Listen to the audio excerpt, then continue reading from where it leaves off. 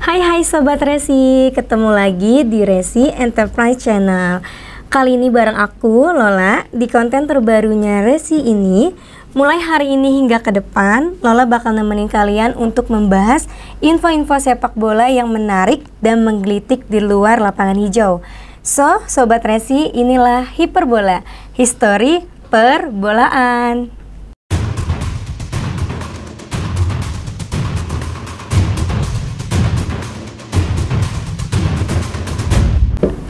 Nah, Indonesia, negara kita tercinta ini adalah negara yang selalu punya segudang cerita mistis, horor, dan hal-hal yang berbau paranormal. Masyarakat kita pun masih banyak yang mempercayai beragam kisah mistis yang cenderung klinik atau di luar nalar serta logika. Banyak di antara mereka percaya bahwa setiap tempat atau bangunan dihuni bukan hanya oleh manusia, melainkan juga makhluk lain yang tidak kasat mata.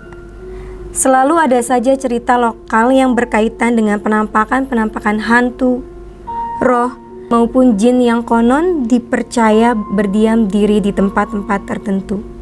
Termasuk juga stadion-stadion sepak bola di Indonesia loh. Hal ini Lola akan berbagi kisah-kisah mistis di beberapa stadion sepak bola yang konon paling angker di Indonesia. So, Sobat Resi, ini dia beberapa kisahnya. Yang pertama ada Stadion Benteng Tangerang. Stadion Benteng Tangerang adalah sebuah stadion yang terletak di kota Tangerang, Banten. Stadion yang dimiliki oleh pemerintah kota Tangerang ini sekarang bisa dipergunakan sebagai markas dari tim sepak bola Persikota Tangerang. Awalnya Persita Tangerang yang kini bermain di Liga 1 biasa menggunakan stadion ini sebagai markas. Namun, karena hanya mampu menampung sekitar 15.000 penonton dan tidak memenuhi standar Liga 1, Persita akhirnya memilih menggunakan stadion lain di wilayah Tangerang, yaitu Stadion Indomilk Arena.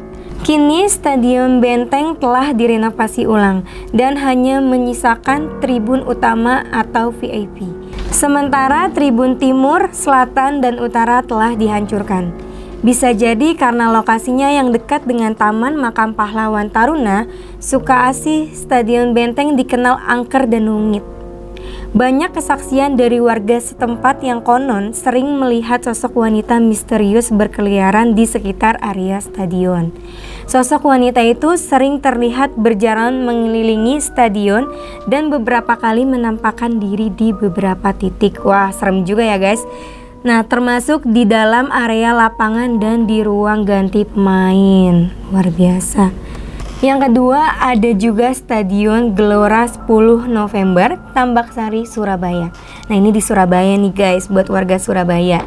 Nah, Stadion Gelora 10 November berlokasi di Kecamatan Tambaksari, Surabaya, Indonesia. Stadion berkapasitas 35.000 penonton ini dulunya merupakan markas dari tim besar asal Surabaya, yaitu Persibaya Surabaya. Nama Gelora 10 November sendiri disematkan sebagai simbol pengingat akan kisah sejarah pertempuran arek-arek Surabaya melawan penjajah pada tanggal 10 November 1945. Ada kisah tragis yang pernah terjadi di Stadion Gelora ini loh guys. Pada saat tuan rumah Persebaya Surabaya menjamu tamunya, Persija Jakarta, saat itu seorang bonek atau supporter Persebaya tewas terinjak-injak massa karena berusaha keluar dari stadion setelah terjadi kerusuhan di dalam stadion. Akan tetapi, kisah mistis yang paling legendaris di Stadion Gelora 10 November adalah keberadaan sebuah pohon angsana di salah satu sudut stadion.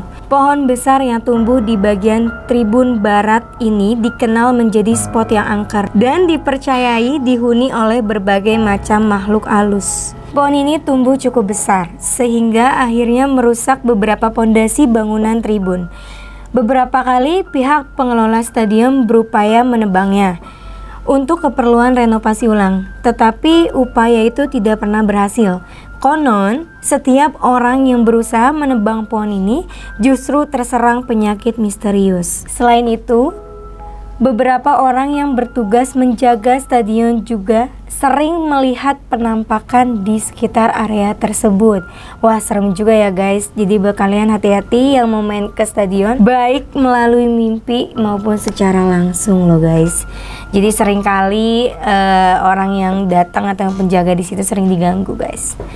Serem juga ya. Yang ketiga, kali ini ada Stadion R. Maladi Sriwedari Solo.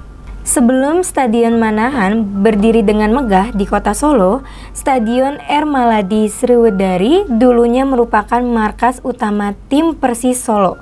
Stadion ini juga pernah menjadi sejarah diselenggarakannya Pekan Olahraga Nasional, yaitu PON, pertama di Indonesia. Dilihat dari sisi keangkerannya, stadion yang biasa disebut Stadion Sriwedari ini sebenarnya tidak terlalu menyimpan cerita seram.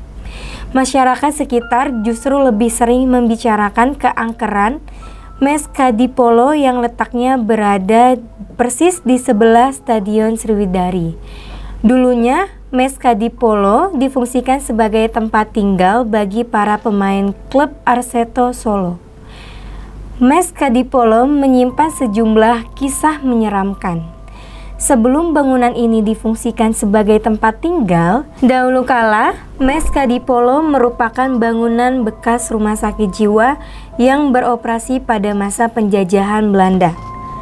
Tidak heran beberapa orang yang pernah menghuni mes, termasuk juga pemain, sering mendengar suara-suara aneh.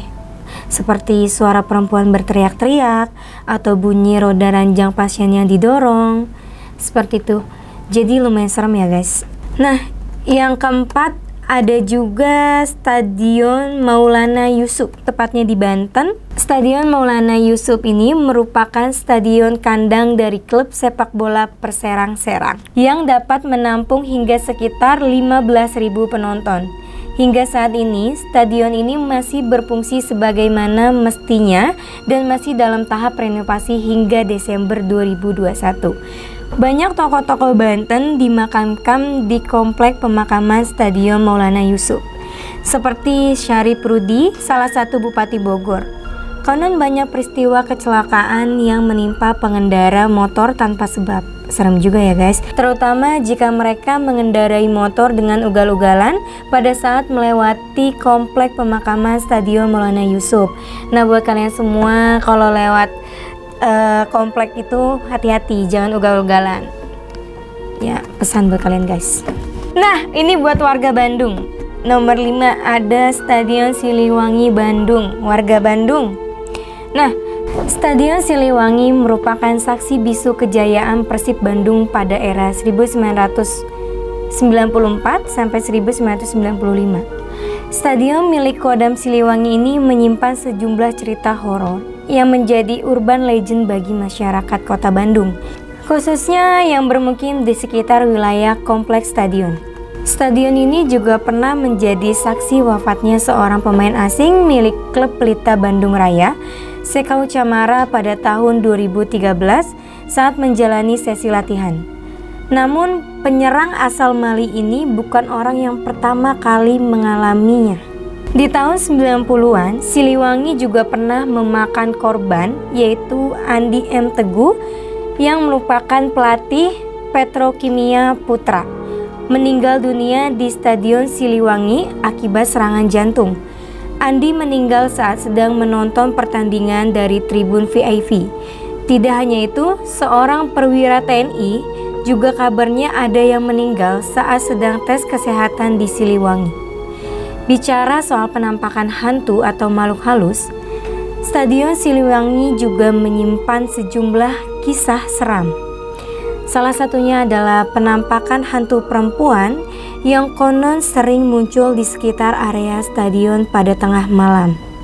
Wah, serem juga nih. Hantu ini dikenal oleh warga sebagai Neti atau disebut dengan Neti. Ini konon berwujud kuntilanak berbaju putih dengan rambut panjang yang terurai. Kisah tentang sosok Neti ini juga pernah disinggung oleh konten kreator horor kondang, yaitu Risa Saraswati, di akun Twitter pribadinya yaitu @risa_saraswati pada tanggal 19 Agustus 2011. Nah, Sobat Resi, itulah sederetan kisah-kisah mistis di beberapa stadion sepak bola yang ada di Indonesia. Apakah kalian percaya dengan cerita-cerita tersebut? Jangan lupa tulis jawaban kalian di kolom komentar. Jika kalian ingin tahu info-info menarik di luar lapangan hijau lainnya, silakan like, comment, subscribe Resi Enterprise Channel agar kalian gak ketinggalan konten-konten menarik berikutnya dari kami yang pasti. Saya Lola pamit undur diri, stay healthy and move along.